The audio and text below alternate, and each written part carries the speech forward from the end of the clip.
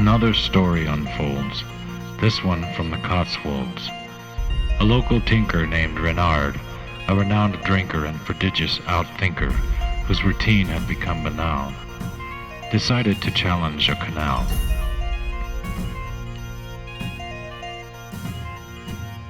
Like Evel Knievel without the cycle, he claimed he could clear a lock in just his socks, sans parachute or wings.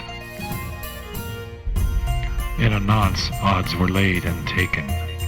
Tabs were paid and hands were shaken, planned rendezvous waylaid, and furtive glances withdrawn. Swilling abated as the willing, swelling, and nearly sated crowd cascaded into the square near dawn. The naysayers, like mountebanks keen on easy swindling, aligned against the dwindling ranks of the loyal, saying, "Yea, in sooth it can be done, and Reynard is our proof."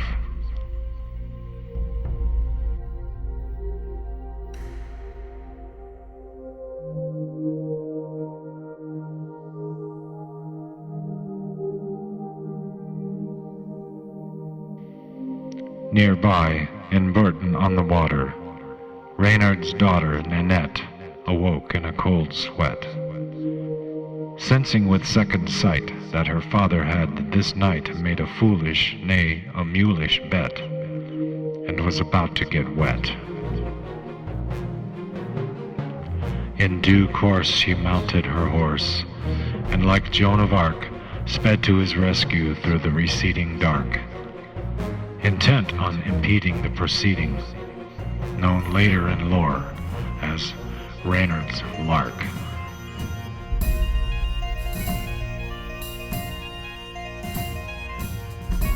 The throng had not taken long to select a suitable spot from which the besotted factotum could embark, and with any luck make port again on dry land, an avowed aficionado of the sport. The strait measured 10 meters wide, with slick cobbles on either side. The mere sight of the sight had the men holding their peaters in empathy, and the women scolding all partakers without sympathy. No more than a healthy stride, boasted Reynard with pride, hiccoughing as an aside. A debacle seemed imminent and probable.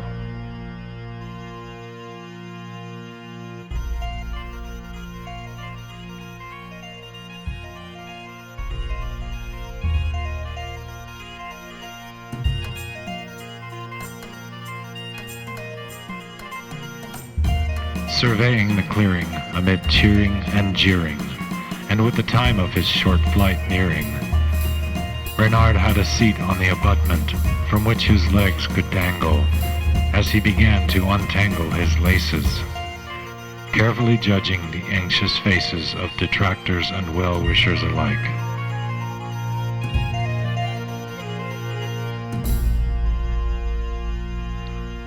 None too keen to complete the feat, he dallied, blaming the booze about the removal of his shoes, tugging and grimacing for effect, as though the boots were glued to his feet.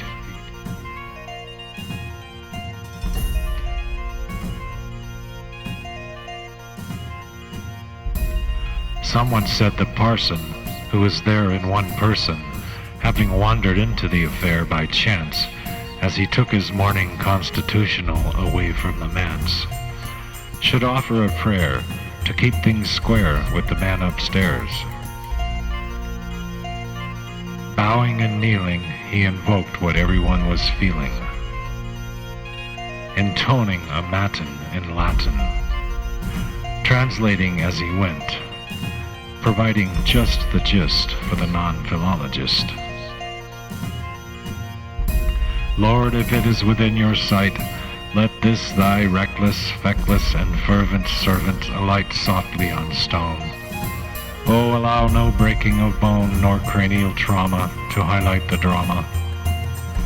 Permit no laceration or hematoma which might dampen their elation, and please no coma. Forgive them, Father, their carousal, and above all, if it be your will, use all tools at your disposal to prevent damage to this, thy eager fool's meager package. Amen.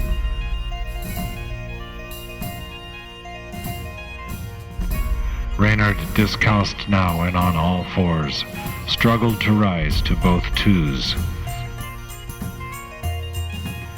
Feeling woozy from the whiskey, and not the least frisky, he nevertheless backed up to the wall of the public house and began rocking.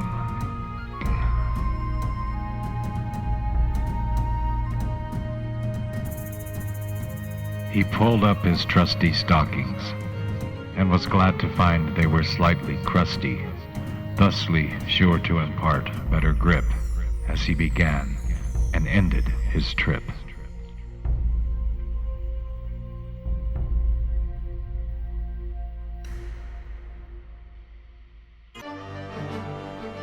Remember Nanette. She and her mighty steed had made great haste across the waste, and were bearing down on the contest with all speed. Just as Reynard was calculating the expanse and visualizing his clearance, the sound of pounding arose in the distance. Not the quaint tick-tock of a trot, nor the pitter-patter of a prance or less urgent matter, but the unmistakable thunder of galloping hooves on an ancient road, of steel against rock placed chock-a-block into earth ad hoc and with great zeal by some long-forgotten guildsman. As though heaven sent, a competent and non-complacent Nanette was on her way to save the nascent day.